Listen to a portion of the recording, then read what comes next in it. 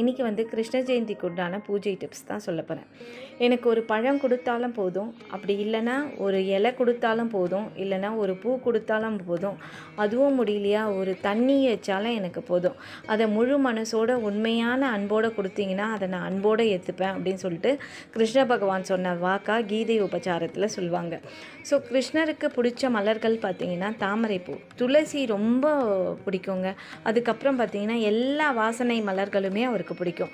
சிவன் எப்படி அபிஷேக பிரியரோ அதே மாதிரி கண்ணன் பார்த்திங்கன்னா அலங்கார பிரியர். அவரை எவ்வளோ அழகான மாலையில் அலங்காரம் பண்ணுறீங்களோ அவர் ரொம்ப மனசு சந்தோஷம் அடைஞ்சு நம்மளுக்கு கேட்ட வரத்தை கொடுப்பாரு. அதே மாதிரி அவருக்கு பிடிச்ச நெய்வேத்தியம் பார்த்திங்கன்னா பால், தயிர், வெண்ணெய். அது மட்டும் இல்லாமல் குசேலர் கொடுத்த அவளுக்கு அவருக்கு தேவையான செல்வத்தை, அளவுக்கு மீறிய செல்வத்தை கொடுத்தது கிருஷ்ண பரமாத்மா. ஸோ அவள் ரொம்ப பிடிக்கும்.